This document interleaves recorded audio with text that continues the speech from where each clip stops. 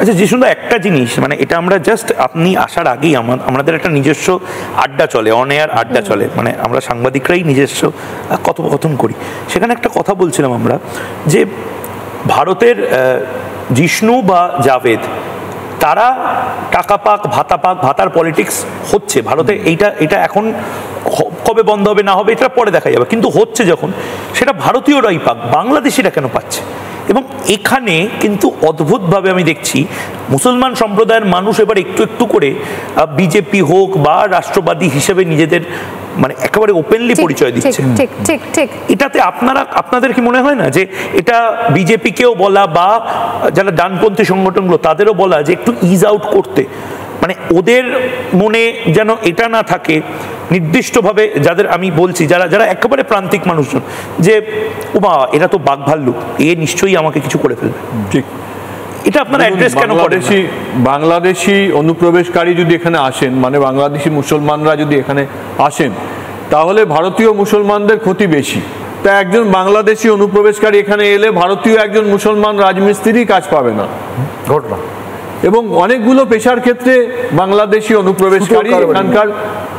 এবং দ্বিতীয় যেটা বিষয়, যে ভারতবর্ষের যে ধরুন এই কওসর, মানে এই শাকিল আহমেদ যাকে বিয়ে করেছিল, কওসর তার ছোট একটা বাচ্চাকে নিয়ে এই নরকের যন্ত্রণা ভোগ করছে, তার কারণ ওই বাংলাদেশি অনুপ্রবেশকারী ট্র্যাপে সে পড়তে বাধ্য হয়েছে বলে।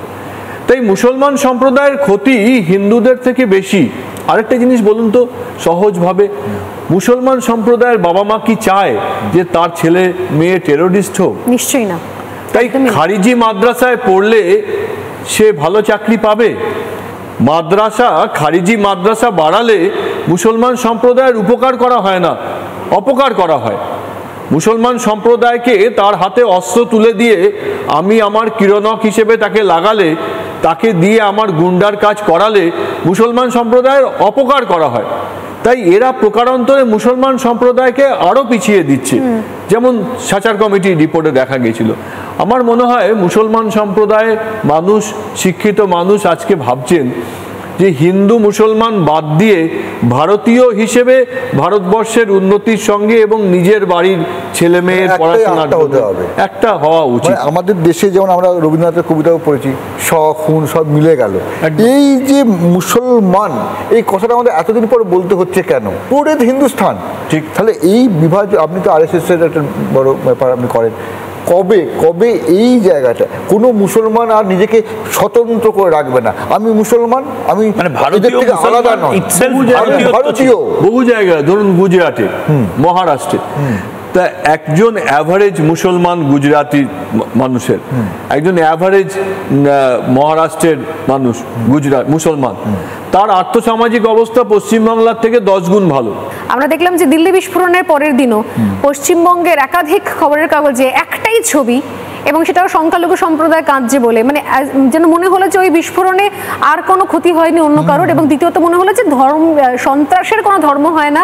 এই বার্তাটা আরো একবার দেওয়ার জন্য সমস্ত প্রথম সারির এবং কিছু কিছু ছোটখাটো খবরের কাগজ আমি দেখলাম একই ছবি, মনে আছে ময়ূক? এটা কিন্তু কালচারাল মার্কসিজমের একটা ডিজাইন। উই অ্যান্ড আদার্স, মানে আমাদের যে মূল স্রোত তার থেকে একটা আদার্স তাকে আলাদা করে নিয়ে সেইটাকে প্রজেক্ট করা। আমি বলছি যে যদি প্রথমে কালচারাল মার্কসিজম জানা প্রয়োজন, কালচারাল মার্কসিজম জানার পরে এই উত্তর সম্পাদকীয়গুলোতে সোমবার থেকে রবিবার পর্যন্ত দেখুন, এই সবকটাই কালচারাল মার্কসিজমের টেমপ্লেটে ফেলা। যে ভারত, ধরুন বাংলাদেশের মানুষ তো বাংলায় কথা বলেন, তাহলে বাংলার যেসব সংবাদ মাধ্যম, সেখানে পূর্ব বাংলার সংখ্যালঘু মানুষের অত্যাচারের কথা ওঠা উচিত। আমরা এখানে, আমার বয়স, আমার 53 বছর বয়স, তাই 53 বছর বয়সের একজন মানুষ আমি বলছি, আমি বহুল প্রচারিত সংবাদ মাধ্যম এবং মিডিয়াতে এই বাংলাদেশের মানুষের যে কষ্ট, বাংলাদেশের মায়ের সামনে মেয়ে, মেয়ের সামনে মা ধর্ষিতা হয়েছে, মা মেয়ে নাতনি একই দুর্গা মন্দিরে ধর্ষিতা হয়েছে, বাংলায় চিৎকার করছে। আমরা প্যালেস্তাইনের জন্য, গাজার জন্য, নিকারাগুয়ের জন্য রাস্তা ভর্তি করে দিয়েছি। বাংলাদেশের জন্য করিনি। এবং তাদের মাতৃভাষা বাংলা, তারা বাংলায় করেছে। এই মাতৃভাষা নিয়ে আমাদের এত কিছু রয়েছে, এত মানুষ যেমন কেউ বেশি আধিক্যতাও দেখায়, অথচ এই আসল জায়গার সময় কিছু পাওয়া যায় না।